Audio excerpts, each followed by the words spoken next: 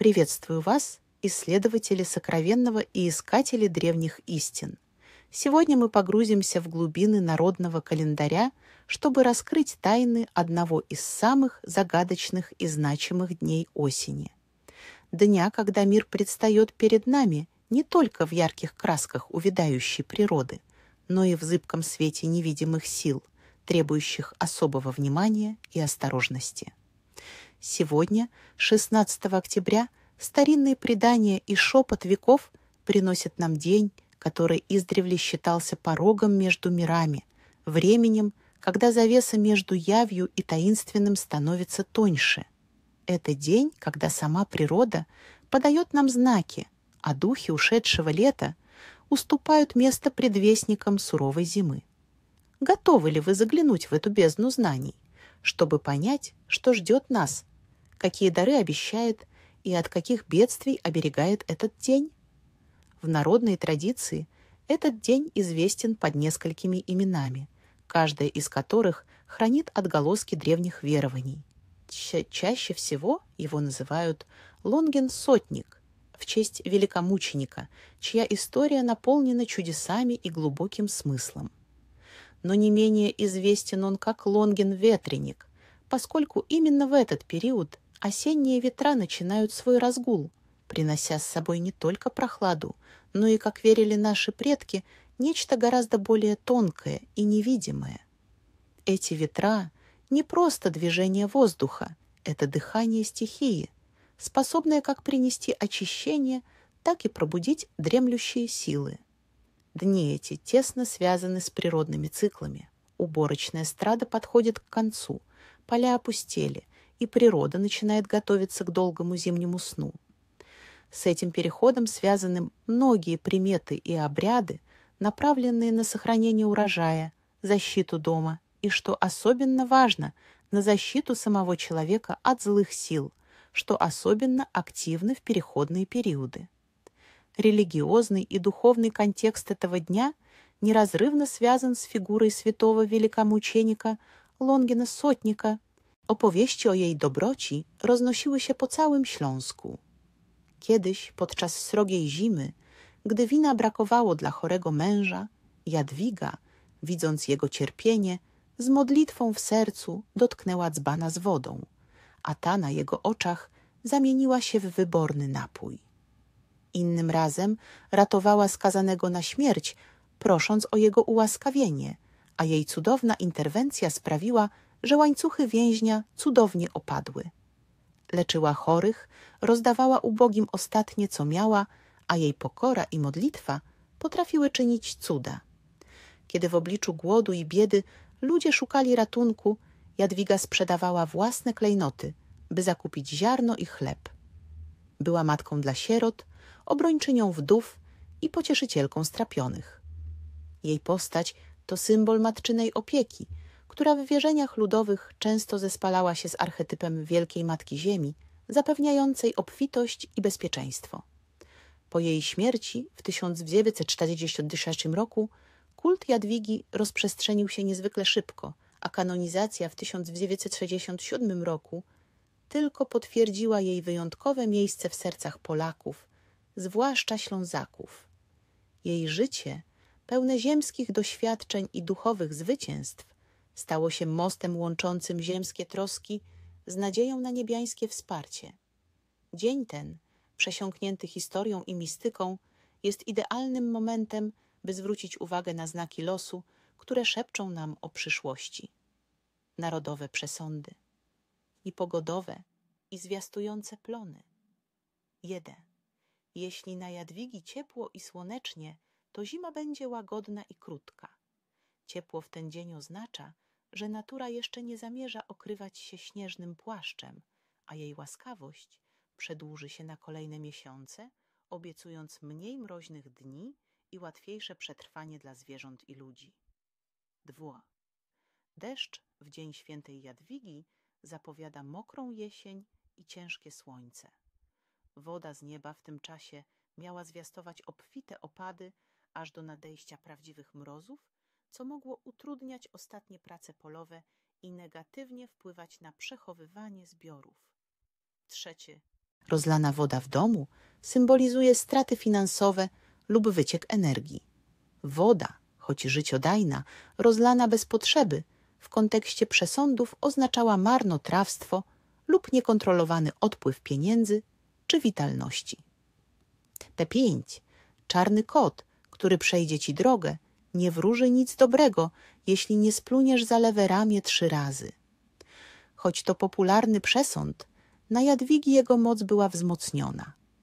Czarny kot, uważany za wysłannika sił nadprzyrodzonych, miał zwiastować pecha, jeśli nie wykona się magicznego gestu ochronnego. Sny w tę noc. Sny w noc 16 października, podobnie jak w inne dni przejściowe, miały szczególne znaczenie, często będąc proroczymi lub niosącymi ważne przesłania. Wierzono, że dusza, uwalniając się na chwilę z więzów ciała, może wędrować po zaświatach i podpatrywać fragmenty przyszłości. Sen o wodzie. Czysta i spokojna woda symbolizuje emocjonalną równowagę i nadchodzące ukojenie. Brudna lub wzburzona woda ostrzega przed burzliwymi wydarzeniami, konfliktami emocjonalnymi lub chorobą. Zwróć uwagę na jej stan. To klucz do interpretacji. Sen o zwierzętach. Dziko żyjące zwierzęta, wilk, niedźwiedź, mogą symbolizować ukryte instynkty, zagrożenie lub potężne siły, z którymi musisz się zmierzyć. Oswojone zwierzęta, pies, kot, często odzwierciedlają relacje z bliskimi. Dziś świętują Jadwiga, Ignacy, Lucjan, Małgorzata, Gawel, Włodzimierz. Spośród nich w kontekście tego dnia najjaśniej błyszczy imię Jadwiga. Osoby noszące to imię, szczególnie silnie związane z patronką dnia, często odznaczają się głęboką wiarą, niezłomnym charakterem i niezwykłym współczuciem. Są to kobiety o silnej woli, które potrafią wiele poświęcić dla dobra innych. Ich życie często jest naznaczone dążeniem do sprawiedliwości i pomaganiem słabszym. Są to osoby, które potrafią być opoką dla rodziny i przyjaciół, zawsze służąc radą i wsparciem. Jadwigi bywają również niezwykle skromne i nie szukają poklasku. Ich wewnętrzna siła wynika z głębokich wartości, którymi kierują się w życiu. Przejdźmy teraz do sedna sprawy, do tego, co możemy i powinniśmy zrobić w ten wyjątkowy dzień, by przyciągnąć do siebie pomyślność i odgonić złe moce. Tradycje i rytuały. Co należy robić? W Dzień Świętej Jadwigi Śląskiej ludowe tradycje splatają się z chrześcijańską pobożnością, tworząc unikalne rytuały mające na celu zapewnienie dobrobytu, zdrowia i ochrony przed nadchodzącą zimą. Bietyn. Rytuał dawcy, uczczenie miłosierdzia. Jadwigi. Cel. Przyciągnięcie obfitości i błogosławieństwa do własnego domu poprzez akt bezinteresownej hojności na wzór świętej Jadwigi. Wierzono, że to, co oddasz z serca w tym dniu, wróci do ciebie pomnożone. Co będzie potrzebne? Skromny dar. Może to być chleb, owoce, ciepłe ubranie, koc lub nawet symboliczna moneta. Ważne, aby był to dar z serca. Kiedy i jak przeprowadzić? Rytuał należy przeprowadzić w ciągu dnia, najlepiej w godzinach porannych. Przygotuj dar, skupiając się na intencji pomocy i dzielenia się. Następnie znajdź osobę potrzebującą. Może to być bezdomny, uboga rodzina, schronisko dla zwierząt, czy nawet symboliczne pozostawienie jedzenia dla ptaków.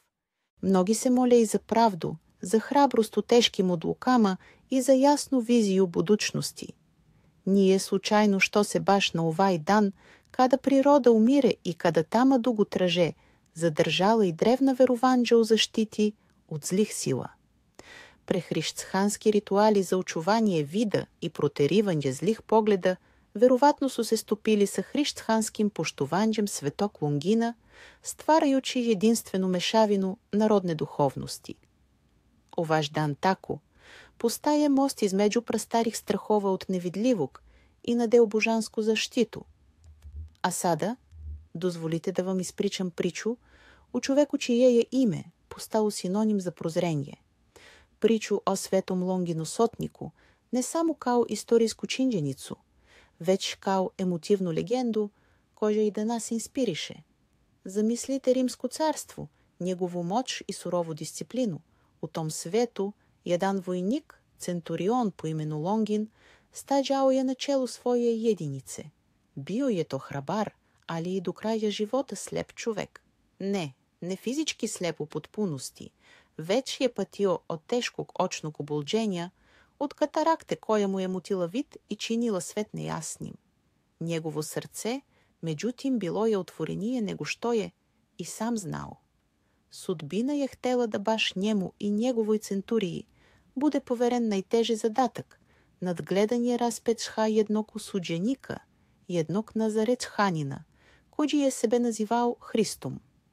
Longin je stajao pod krstom, slušao njegove posljednje reči, posmatrao patnju, ali i neobični spokoj koji je izvirao iz lica osuđenog. U trenutku kada je Isus izdahnuo, zemlja se zatresla snažnim zemljotresom, nebesa su se zamrčila, a zavesa u hramu se raspolovila. Tada je Longin, po naredbi, kopljem probao Исусову страну, iz kođe su potekli krv i voda. I dok su te kapi padale, neke su zaprskale Longinove bolesne oči. U tom istom trenutku čudo se dogodilo. Bol je nestao, mrak pred očima se raspršio, a svet je Longinu izgledao jasnije nego i kada ranije. U tom trenutku prozrenja njegove fizičke oči su se iscelile, ali još važnije, otvorile su se i oči njegove duše, jaka kiša na Longinov dan. Ако се danas nebo otvori i izliže obilna kiša, to je predznak da će zima biti izuzetno snežna i plodna.